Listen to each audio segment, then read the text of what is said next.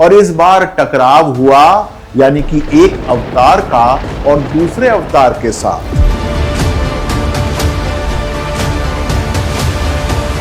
और वह गूंज पहुंच गई उस महायोद्धा के कानों तक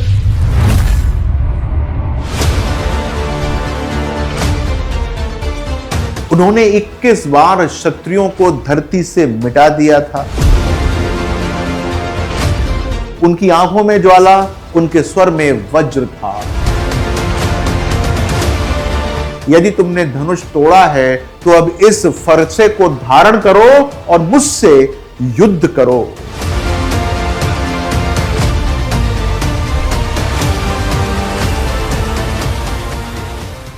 भय प्रगट कृपाला दीन दयाला कौशल्य हितकारी हर्षई ने माथु देखी मुखु निरखत हरि सुख सागरी। तो भाई आप रामायण देख रहे हैं। पिछले एपिसोड में हमने देखा कि किस प्रकार राम जी ने शिव धनुष तोड़ा। यह केवल शक्ति का प्रदर्शन नहीं था, बल्कि एक बहुत पुरानी जड़ ऊर्जा को तोड़कर नई चेतना के लिए मार्ग प्रशस्त करना था। विवाह केवल दो व्यक्तियों का नहीं, बल्कि दो युगों का संगम बन गया। लेकिन हर बदलाव परंपरा से टकराता ही टकराता है, और इस बार टकराव हुआ, यानी कि एक अवतार का और दूसरे अवतार के साथ। शिव धनुष टूटने की गूंज मिथिला की ही नहीं, बल्कि संपूर्ण आर्यव्रत में फैल गई। और वह गूंज पहुंच गई उस महायोद्धा के कानों तक, यानी कि भगवान परशुराम तक। परशुराम जो स्वयं भगवान विष्णु के अवतार थे। परंतु आपको पता है परशुराम जी का व्यक्तित्व तपस्या, क्रोध और प्रतिशोध से भरा हुआ। उन्होंने 21 बार शत्रुओं को धरती से मिटा दिया था। उनकी शपथ भी थी कि जो भी शिव धनुष का अपमान करेगा उसे वो दंडित कर देंगे। और जब उन्हें समाचार मिला कि यह धनुष एक युवा राजकुमार राम ने तोड़ा है, तो उनका रक्त उबल पड़ा। तो जनकपुरी के एक दृश्य का अवलोकन करते हैं। दरबार में परशुराम जी के आगमन से पहले जनकपुरी में बहुत आनंद का माहौल था। राम और सीता के विवाह की तैयारियां हो रही थीं। चारों ओर मंगल गान था। परंतु अचानक जैसे आकाश फट गया हो, वैसे ही परशुराम जी का प्रवेश होता है। उनकी आंखों में ज्वाला, उनके स्वर में वज्र था। उन्होंने कहा, किसने साहस किया मेरे प्रभु शिव के धनुष को तोड़ने का? पूरा का पूरा दरबार स्तब्ध रह गया। लोग सोचने लगे, क्या अब फिर से रक्तपात होगा? श्री राम मौन खड़े रहते हैं, शांत, संतुलित और मर्यादित। परंतु लक्ष्मण का रक्त उबाल खा जाता है। वे तीखे शब्दों में परशुराम से उलझ जाते हैं। यहां पर हमें दो प्रवृत्तियां दिखाई देती हैं। कौन सी दो प्रवृत्तियां?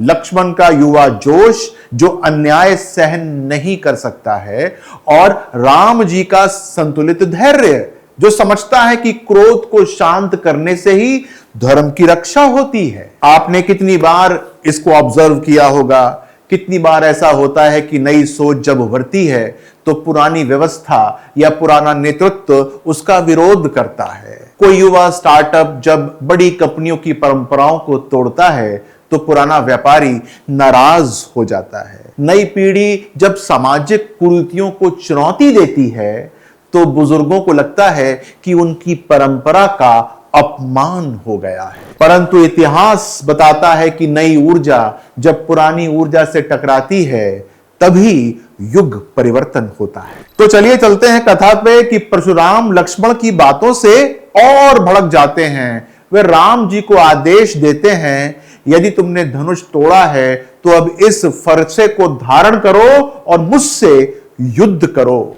सभा स्तब्ध है। एक अवतार दूसरे अवतार को युद्ध की चुनौती दे रहा है। राम विनम्रता से हाथ जोड़कर कहते हैं, भगवान, मैं आपका आदर करता हूं। मैं जानता हूं कि आप स्वयं भगवान विष्णु का अंश हैं। मैंने यह धनुष किसी अहंकारवश नहीं, बल्कि विवाह की शर्त के अनुसार उठाया था। पर यदि आपकी आज्ञा है तो मैं इस फरसे को स्वीकार करता हूं। राम जी की यह विनम्रता, उनका यह धैर्य परशुराम के क्रोध की जड़ को ही हिला देता है। अच्छा, आप कुछ समानांतर देख रहे हैं। आज के समय में यह दृश्य हमें क्या सिखाता है? जब दो शक्तिशाली विचारधाराएं टकराती हैं तो समाधान युद्ध नहीं, संवाद और विनम्रता से ही होना चाहिए। कार्य क्षेत्र में देखिए, एक वरिष्ठ बॉस जब किसी युवा कर्मचारी की नई सोच से असहज हो जाता है तो टकराव हो सकता है, परंतु यदि युवा धैर्य, सम्मान और स्पष्टता से अपनी बात रखे तो वह टकराव अंततः सम्मान और स्वीकार्यता में बदल जाता है। अच्छा, इस सारे प्रसंग का एक ज्योतिषीय दृष्टिकोण भी है, समझने की चेष्टा कीजिएगा। मंगल क्या होता है? मंगल है परशुराम का क्रोध, शक्ति और पराक्रम। और शुक्र क्या है? राम जी की विनम्रता, संतुलन और सौम्यता। जब ये दोनों एक दूसरे से मिलते हैं तो जन्म होता है एक ऐसे कोऑर्डिनेशन का जो पूरे के पूरे हॉरोस्कोप को बदल देता है। यही कारण है यह प्रसंग हमें सिखाता है कि जब क्रोध और धैर्य संतुलित होते हैं तभी धर्म की विजय हो जाती है। करने की कोशिश कीजिएगा अपने हॉरोस्कोप के हिसाब से। श्री राम जब विनम्रता के साथ फरसा स्वीकार करने के लिए तैयार हो जाते हैं तो परशुराम उनके दिव्य स्वरूप को पहचान लेते हैं। उन्हें स्मरण होता है यह तो वही विष्णु हैं जिनके कारण मैंने बार बार धरती को क्षत्रियहीन किया था। अब जब यह धरती पर अवतरित हुए हैं मेरा कार्य समाप्त हुआ। परशुराम जी का क्रोध शांत हो जाता है। वे श्री राम को आशीर्वाद देकर वन की ओर प्रस्थान कर जाते हैं। एक संदेश मिलता है इससे। हर मनुष्य के जीवन में एक ऐसा समय आता है जब पुरानी आदतें, पुराने भय और पुराने अहंकार उनसे टकराते ही टकराते हैं। जैसे कोई व्यक्ति वर्षों से एक ही नौकरी में अटका है और जब बदलाव का अवसर आता है तो उसका भीतर का परशुराम क्रोधित हो जाता है। कोई व्यक्ति जब नया रिश्ता या नई सोच अपनाता है तो पुराने रिश्तों या परंपराओं में टकराव तो होता ही है, पर अंततः जीवन में आगे वही बढ़ता है जो राम की तरह धैर्य रखता है और परशुराम की ऊर्जा को आशीर्वाद में बदल देता है। वन में जाने से पहले परशुराम जी बोले, युवक, मैं तेरे भीतर विष्णु का तेज देखता हूं, पर मेरी प्रतिज्ञा मुझे रोक नहीं सकती। यदि सचमुच तू विष्णु का अंश है तो मेरा ये परशु स्वीकार कर और मेरी शक्ति को धारण कर। यानी अब समय है कि मैं अपनी शक्ति और अस्त्र तुम्हें सौंप दूं ताकि आगे धर्म की स्थापना और रक्षण तुम्हारे माध्यम से हो। यह प्रसंग केवल राम और परशुराम के संवाद नहीं है, यह पुराने और नए अवतार का मिलन है। हर युग में ऐसा होता है जब पुरानी पीढ़ी अपने अनुभव और क्रोध को लेकर खड़ी रहती है और नई पीढ़ी अपने धैर्य और संतुलन से उस क्रोध को स्वीकार कर परिवर्तन की नींव रखती है। आज के समय में भी जब एक पुरानी प्रणाली टूटती है, नई व्यवस्था का जन्म होता है। ऑफिस, राजनीति, यहां तक कि परिवार में भी पुराने अनुभव और नई सोच का टकराव कंपलसरी है।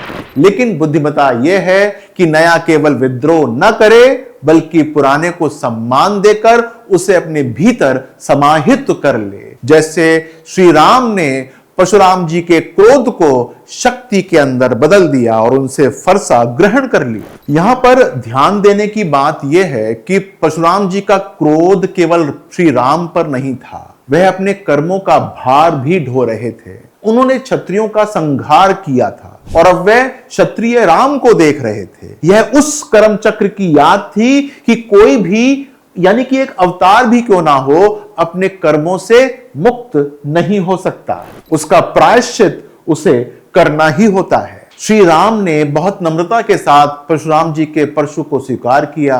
परशुराम ने उसी क्षण अपने भीतर की सारी ऊर्जा राम जी को सौंप दी और फिर धीरे से बोले, अब मेरा कार्य समाप्त हुआ, अब यह धरती तुम्हारे हाथों में है राम। यह वह क्षण था जब एक अवतार ने दूसरे अवतार को अपनी शक्ति सौंप दी। यह केवल राम और परशुराम का मिलन नहीं था, बल्कि यह था क्रोध का शांति के अंदर विलय। अंत में फिर से यही कहूंगा कि यह प्रसंग हमको सिखाता है कि जब पुरानी पीढ़ी का अनुभव और नई पीढ़ी की ऊर्जा मिलती है तभी एक नई सभ्यता का निर्माण होता है। यदि केवल उत्साह रहे तो फैलती है अराजकता। लेकिन जब दोनों का मेल हो जाता है तो इतिहास बदल जाता है। इस प्रकार परशुराम का क्रोध शांत हुआ और राम का धैर्य विजय हुआ। मिथिला में पुनः मंगल ध्वनि गूंज उठी और इसके साथ बालकांड की मुख्य कथा पूर्ण हो जाती है। लेकिन रामायण में ऐसे कई रहस्य हैं जिन पर हम अक्सर ध्यान नहीं देते हैं। बालकांड केवल राम और सीता की बाल लीला नहीं है, बल्कि यह संपूर्ण जीवन के बीज हैं जो हम शायद नहीं समझ पाते। अगली कड़ी में हम ये जानेंगे कि बालकांड में छिपे हुए रहस्य वो कौन कौन से थे जिन्हें हम अक्सर अनदेखा कर देते हैं। धन्यवाद।